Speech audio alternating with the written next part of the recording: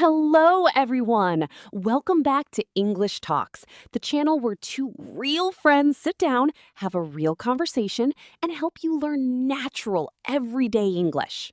Hey, hey, hey, what's up, everyone? So glad you're here with us today. My name is Mark, and I am so excited about today's topic. And I'm Sophia. And yes, Mark has been talking about this topic since this morning, like since 8 a.m. Okay, that's true. I texted Sophia at 8 a.m. like, hey, are you ready? Are you excited? And I was still half asleep. I was like, Mark, it's 8 in the morning. Sorry, I love this topic. I really do. And honestly, so do I, because today we are continuing our conversation about fast English in movies. This is part 2, everyone. Yes, part 2. And if you haven't watched part 1 yet, go watch it. We'll put the link right here. It's really good. We talked about why movie English feels so fast and why even native speakers sometimes can't understand everything.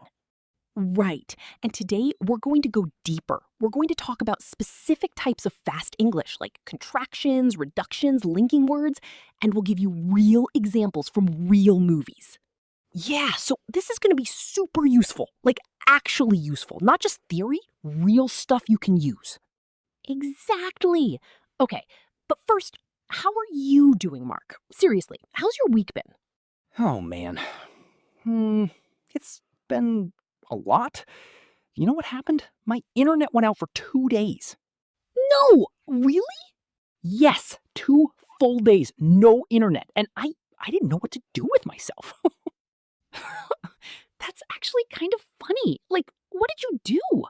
I watched movies on my laptop. Downloaded ones. Of course you did. And that's actually what reminded me of today's topic, because I was watching this movie and there's this one scene where two characters are talking really fast, and I thought, you know what? Our viewers need to hear about this. Oh, okay. So your bad week actually gave us good content. I love that. See, everything happens for a reason.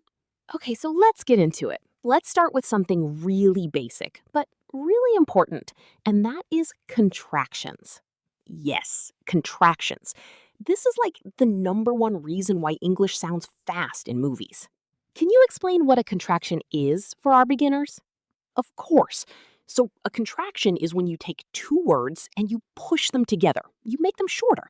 For example, I am becomes I'm. You are becomes you're. He is becomes he's. Right, and in textbooks, students learn the long form. I am, you are, he is. But in real life, in movies, nobody talks like that. Nobody. Seriously. If you say, I am going to the store in a casual conversation, it sounds a little strange, a little stiff, like you're giving a speech. Like you're talking to the president. Exactly. But if you say, I'm going to the store, that's natural. That's what people actually say. So when students watch a movie, they hear I'm, you're, he's, there, and sometimes their brain is still looking for the long form, and they miss it. Right, because it goes by so fast. I'm going to be late. Did you catch all that? That's actually 4 words that got shortened. Wait, say that again slowly. Sure. The full version would be I am going to be late. That's 6 words. But in fast speech, it becomes I'm going to be late. 4 words. And it sounds completely different. And that brings us to our next big thing, which is gonna. Oh, yes, gonna. Every English learner needs to know this word. Gonna is going to. That's it. I'm going to eat becomes I'm gonna eat. She's going to call you becomes she's gonna call you. And you hear this in every movie, every single one. Action movies, romantic comedies, dramas. Gonna is everywhere. I remember when I first started really paying attention to spoken English, not movie English, just everyday English, and I was shocked by how often people say gonna, like almost every sentence. It's true. And the thing is, it's not wrong. It's not bad English, it's just natural, fast English. Right. This is important for our viewers. Using gonna is not a mistake. It's not lazy. It's just how native speakers talk in casual situations. Exactly. Now there's also wanna. Oh, yes. Wanna. Want to. I want to go becomes I want to go. Do you want to eat becomes do you want to eat? Super common. And beginners often hear wanna and think, what is that word? It doesn't sound like any word they know. Because in the textbook, it doesn't exist. Exactly. The textbook says want to, but your ears hear wanna, and your brain gets confused. So, what's the advice here? What should our viewers do? Train your ears. Seriously, just listen a lot. Every time you watch a movie or a TV show, listen for gonna and wanna. Don't look at the subtitles right away, just listen. Try to catch them. Yes, and honestly, using subtitles in English, not in your native language, is a great tool too, because then you can see the word at the same time you hear it, and your brain makes the connection. That's such a good tip. English subtitles, not your language, English. Okay, let's talk about another really important one, gotta. Oh, gotta, yes. Gotta is got to or have got to. It means must or need to. So, I gotta go means I have to go. You gotta see this movie means you must see this movie. And this one comes up all the time in movies, especially in action movies. The hero is always like, dramatic voice, we gotta move now. Yes, exactly like that. We gotta go. I gotta do something. You gotta believe me. So we have 3 big ones so far: gonna, wanna, gotta. Those 3 alone will help you understand so much more of what characters are saying in movies. Can I add one more? Kinda and sorta? Oh, yes! Those are good ones. Kinda is kind of, and sorta is sort of. Both mean a little bit or somewhat. So a character might say, I'm kinda tired, or that's sorta weird. And they sound so casual, so friendly, very conversational. Right. And again, beginners hear kinda and think, what? What did they say? But now you know. Kinda equals kind of, sorta equals sort of. Okay, so we talked about contractions and reductions. Now let's talk about something that I think is really tricky, and that's linking, when words connect together in speech. Oh man, linking. This is the one that really messes people up. It really does. So, linking is when a word that ends in a consonant connects to the next word that starts with a vowel, and the 2 words sound like one word. Can you give an example? Sure. Pick it up. In slow speech, pick it up. 3 separate words. But in fast speech, pick it up. It all runs together. Yes, it sounds like one long word. Pick it up. And beginners are sitting there going, what did they say? That's not a word. Exactly. Or another one, I've been working on it. Slow, I have been working on it. Fast, I've been working on it. And notice, she also dropped the G at the end of working. That's another thing that happens. The ing ending often becomes just in fast speech. Right.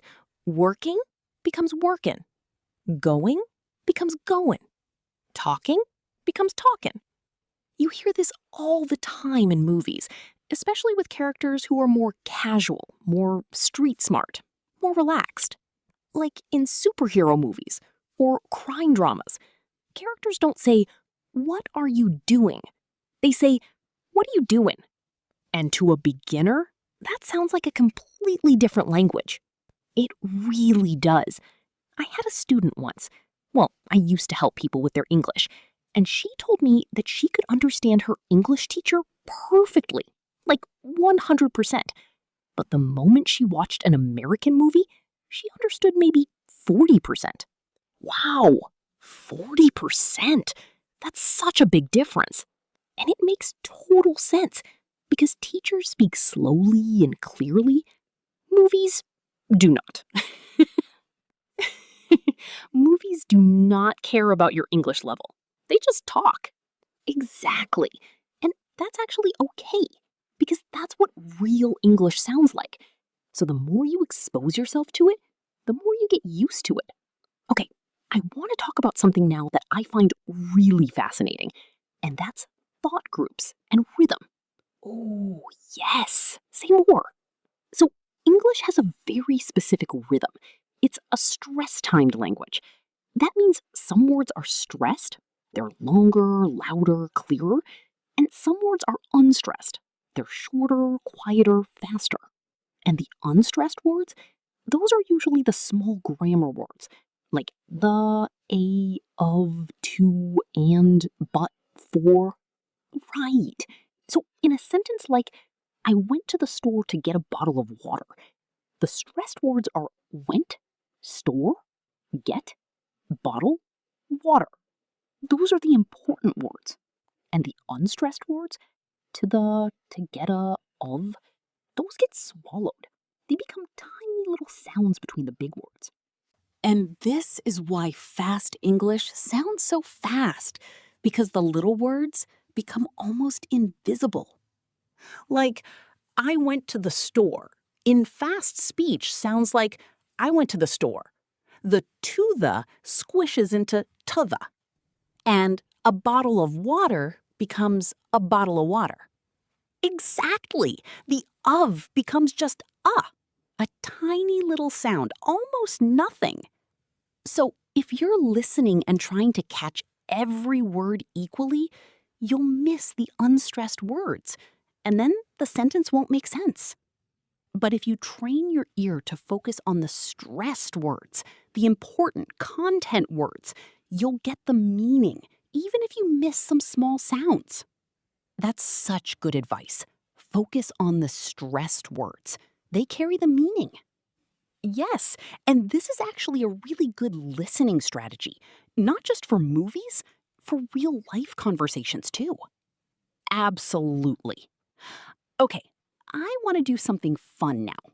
Let's take a real movie quote and analyze it together. Like, actually listen to how it sounds in fast speech. Oh, I love this. Okay, let's do it.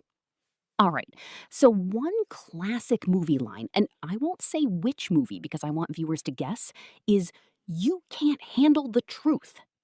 Oh, that's a famous one. Right. Now, in slow, clear English, you can not handle the truth. 5 clear words. But how does it actually sound when said fast and with emotion?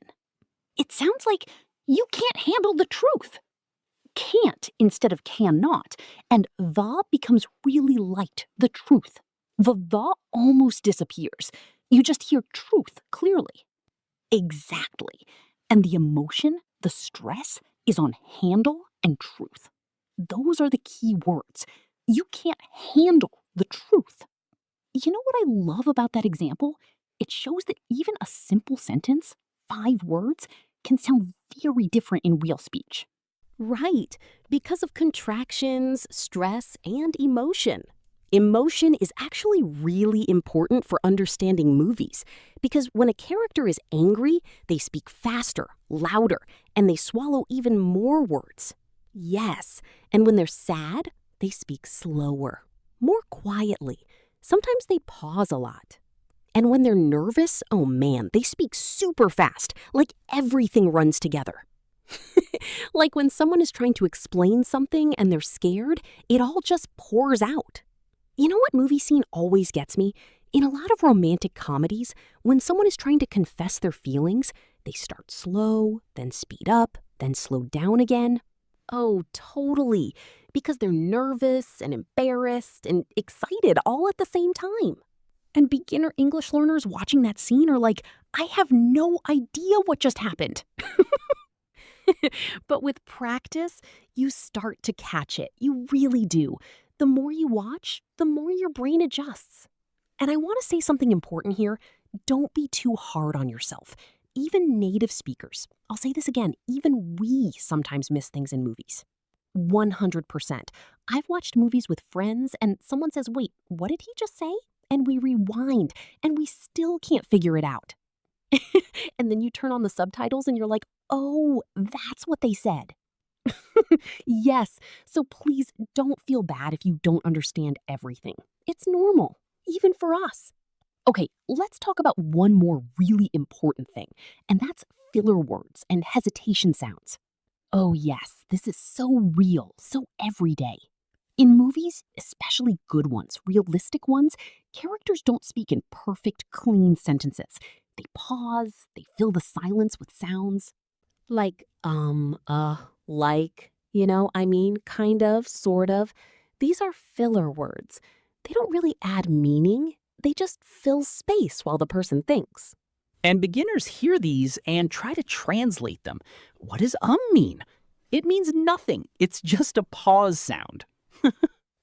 Right. And just mean, I'm thinking. Give me a second. That's it.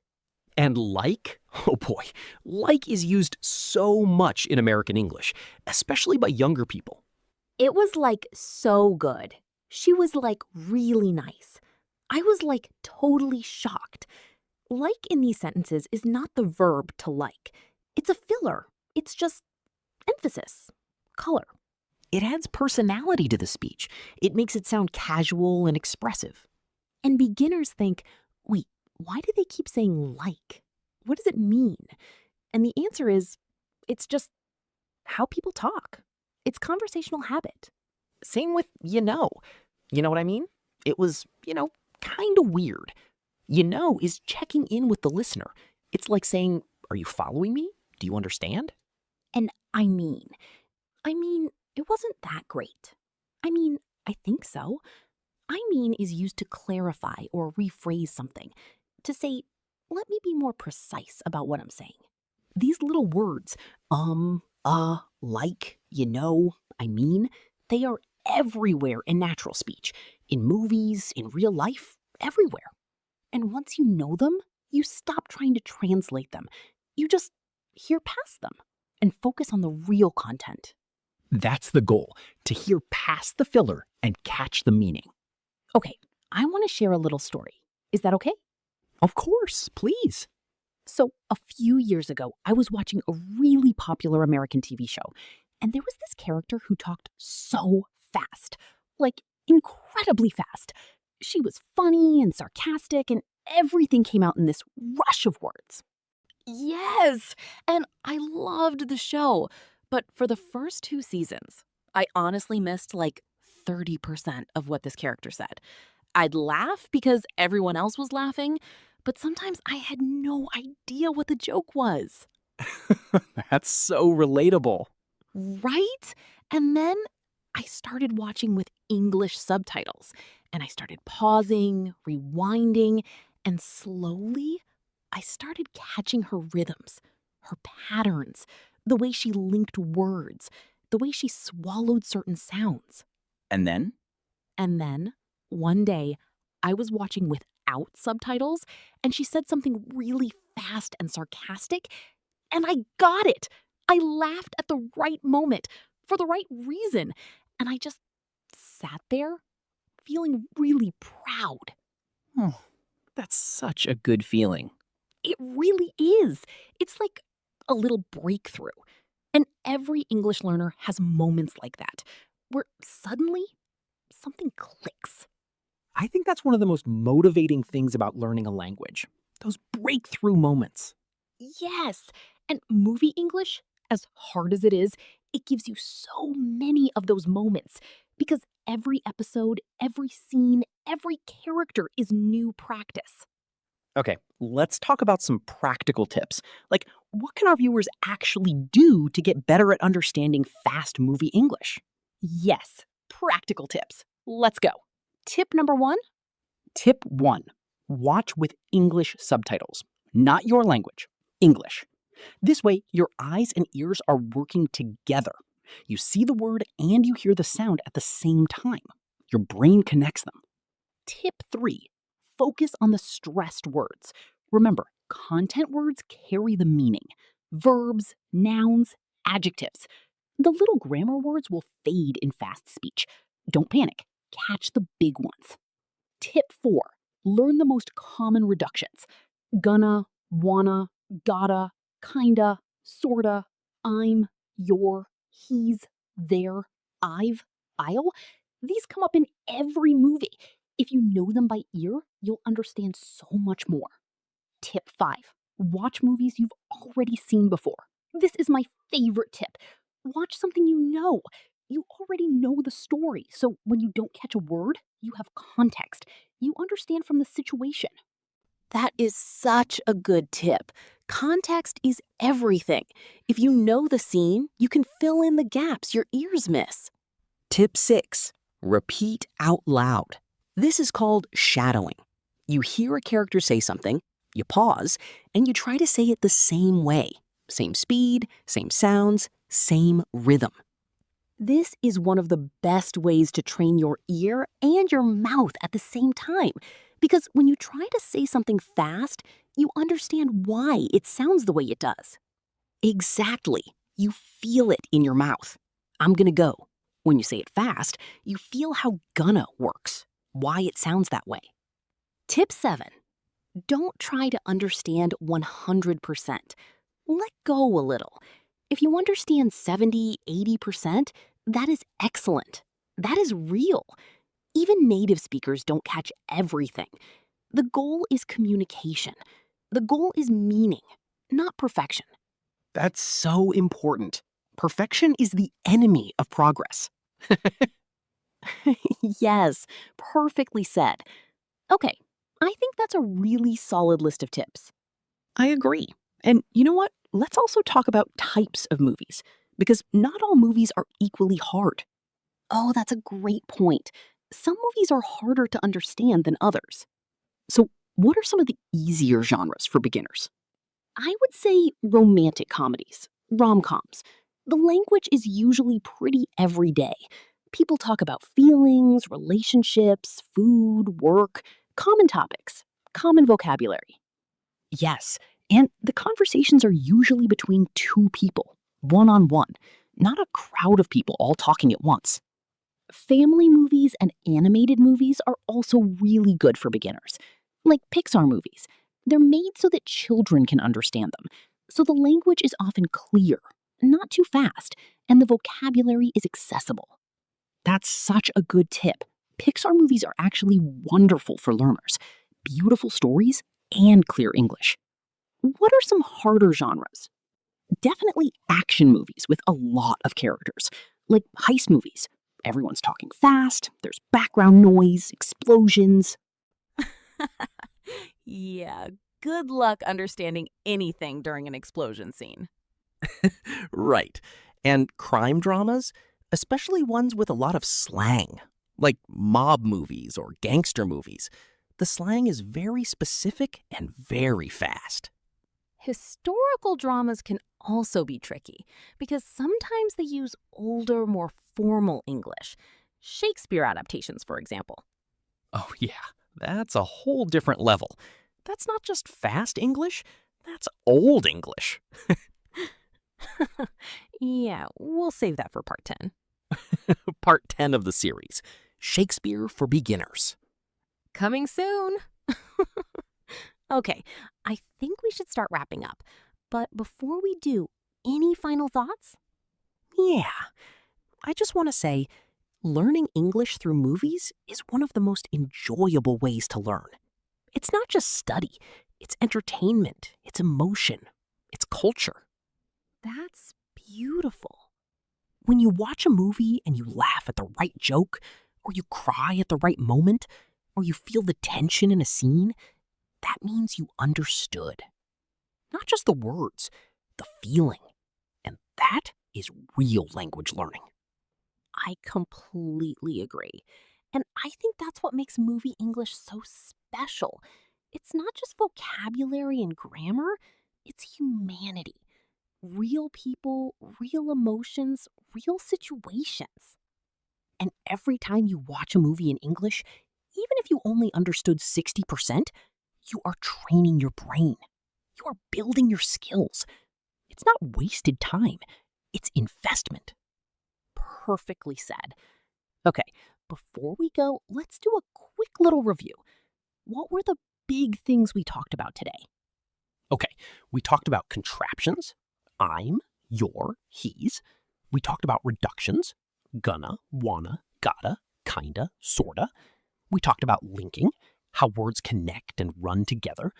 We talked about stress and rhythm, how some words are louder and clearer and some disappear. And we talked about filler words. Like, I mean. And we gave 7 practical tips for understanding fast movie English. That's a lot of content. It really is.